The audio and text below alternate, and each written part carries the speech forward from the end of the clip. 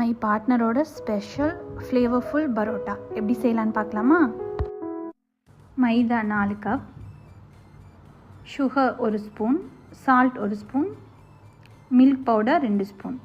Milk powder இல்லைன்னா milk போட்டுக்கோங்க. ஒரு எக் ஆட் பண்ணிவிட்டு இது எல்லாத்தையும் நல்லா கலந்து விட்டுட்டு அதுக்கப்புறம் 1.5 கப் தண்ணி சேர்த்து நல்லா பிசைஞ்சிக்கோங்க.